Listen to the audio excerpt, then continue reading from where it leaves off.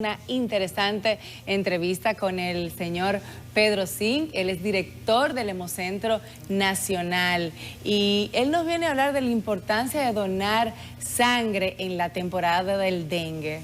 Buenas noches, doctor, bienvenido. Buenas noches. Estamos en mi casa, o sea, yo estoy muy cómodo. Mire, esto es un tema ciertamente muy vital en esta época. Estamos hablando de dengue, pero algo crucial es cuando la persona necesita la donación de sangre. Y usted me estuvo hablando de diferentes puntos que quiero que los desarrollemos, que ustedes hacen en su institución. Me encantó que es gratis.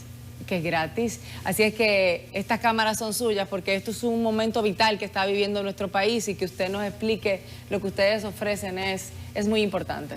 Muy bien, la sangre en el espacio del dengue o no, en los 365 días del año, es muy importante porque la sangre es un elemento vital y al ser vital y no ha podido ser replicado en laboratorio, entonces hay que donar.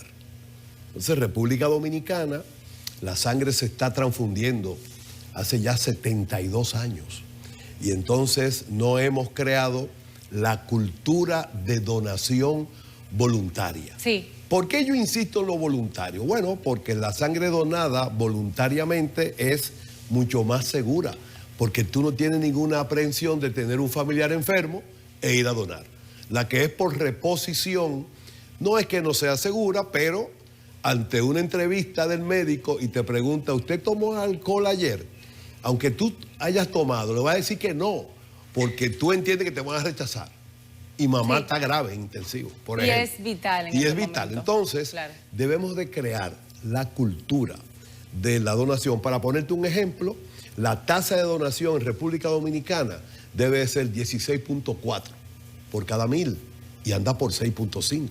Wow. En España es el país que más dona en el mundo, 26.8. Entonces, debemos transitar ese camino. Si tú me preguntas, ¿y cómo lo vamos a lograr? Bueno, nosotros ahora ya hemos orquestado lo que es, ustedes van a participar, la estrategia comunicacional. Porque los 365 días debemos de ir orientando a la población sobre su importancia y sobre la importancia de la participación. Hay que convocar voluntades, porque la sangre, cuando te toca la puerta, y tú lo sabes, porque me referiste sí. Que has tenido familiares en dificultad, yo también.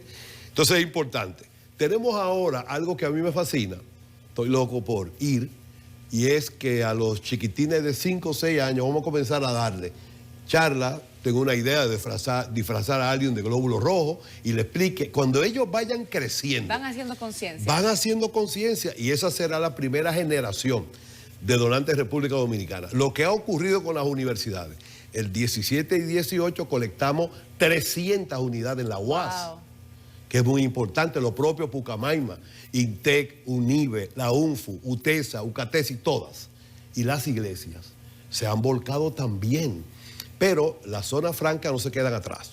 De manera que nosotros entendemos que en la medida que vayamos avanzando, el Hemocentro apenas el 23 de este mes cumple 3 años, operativo, o sea, tiene relativamente poco tiempo, pero ya se siente.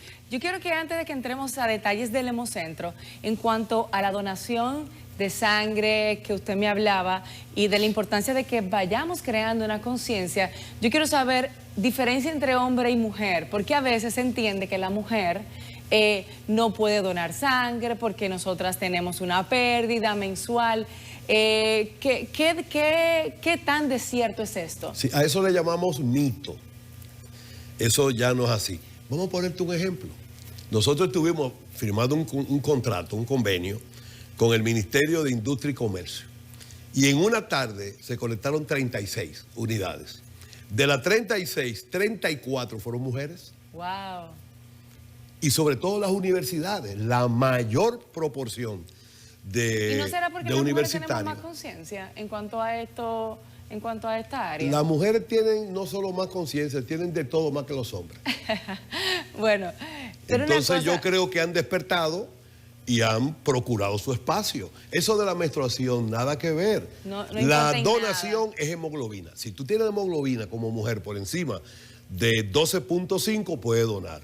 El hombre por encima de 13.5 puede donar. Ok. Los tatuajes, por ejemplo. Ok, Importante sí, que ese los es un punto importante chicos... porque se decía mucho que el sí. que tenía un tatuaje no podía. ¿Se puede o no se puede? No, no se puede. Si tú tienes un tatuaje, un tatú de 6 meses o más, tú puedes donar. Pero ahora tenemos lo que se llama el NAT, los ácidos nucleicos. En horas, yo sé si tienes hepatitis B, C o VIH.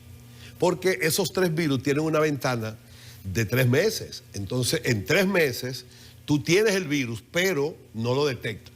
Con el ácido nucleico, que lo vamos a hacer ahora, mes próximo allá, en el hemocentro, tú podrás en horas.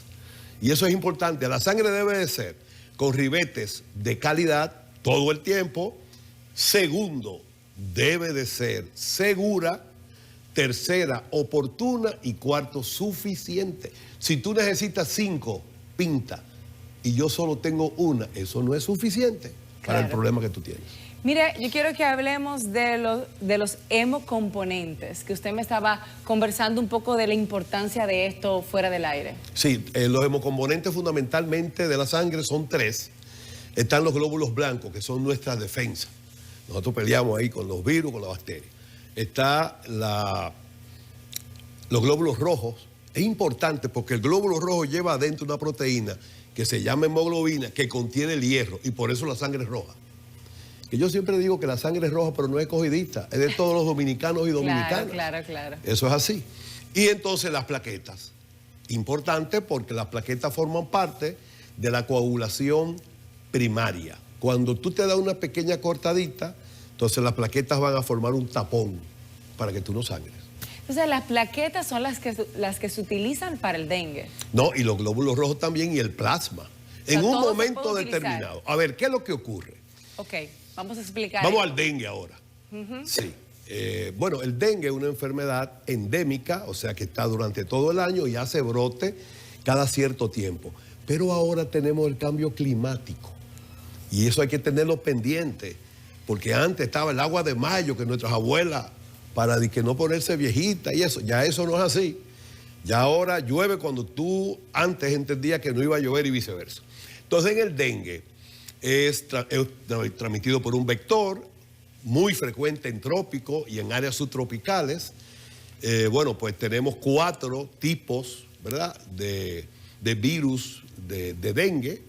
Estos son el 1, el 2, 3 y el 4. Actualmente circula el 1 y el 2 y el 3. ¿Qué es lo que ocurre? ¿Y entre cada uno de ellos hay mayor gravedad? ¿Hay unos que son peores que otros? Excelente pregunta. A eso iba. Cuando hay un virus que tiene muchos años que no circula, tú tienes menos defensa sobre ese porque no ha circulado. Ahora está circulando el 3. Entonces el 3 ha explosionado y crea una situación inflamatoria que libera una sustancia que se llama citoquina para tú defenderte. Y cuando eso lesiona la parte del endotelio, que es como la telita que tienen las venas y las arterias, entonces hay una salida de plasma. Y eso se te acumula en los pulmones y en la barriga. Y entonces eso te puede producir, ¿qué cosa? Que las plaquetas migren para allá para tratar de tapar esa parte y no siga saliendo, pero se consumen las proteínas de la coagulación.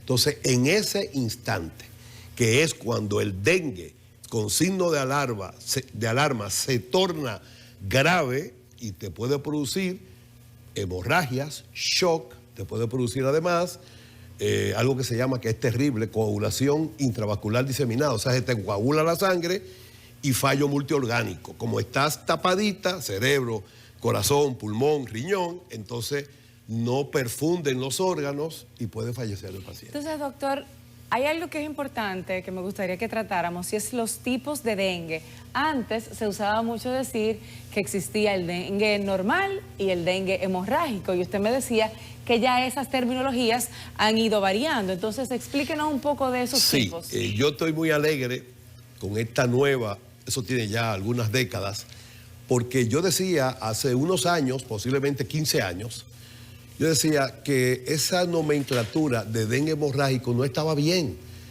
porque el paciente con esa clasificación y tú no le veías ninguna hemorragia, entonces eso confundía a la gente. Si tengo dengue hemorrágico es porque estoy sangrando en algún lado, y sin embargo no lo tenía. Pero ese era el más peligroso. Sí, en ese y momento. ahora es el mismo, pero se llama grave. Para decir, dengue, la mayor parte del dengue va a resolución. Entonces, dengue con signo de alarma. El principal signo de alarma es el dolor abdominal. Pero lo más importante que debemos decir aquí es primero la llegada a tiempo. Desde que el niño tenga fiebre, vaya a consulta de su pediatra. Y ahí comienza la orientación. La fiebre, que es lo que quiero decir hoy, es un indicador sumamente importante, porque cuando la fiebre se quita en el dengue o comienza a desaparecer, puede ser que tú te estés yendo hacia el dengue con signo de alarma, hacia el dengue grave. O sea, repito, que nosotros pensaríamos, claro, que no estamos si curando. la fiebre se está bajando, entonces me estoy curando. Entonces no es así. No es así. No es así. Cuando el niño se le está quitando la fiebre, se le quita, sí, hay que tener mucho ojo, hay que estar muy cercano de él. ¿Por qué? Porque se puede convertir en dengue grave.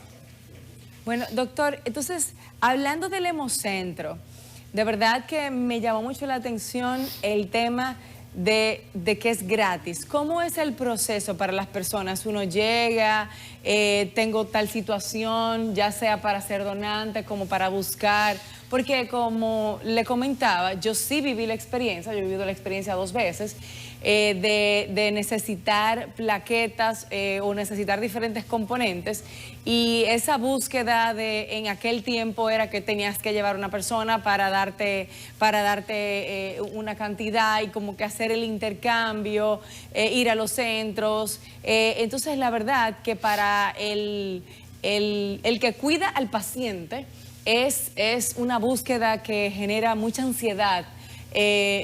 No es fácil, porque entonces estamos ante una situación que la persona lo necesita ya, hay que resolver. Entonces uno comenzaba a buscar personas, mira, yo necesito, tú eres donante.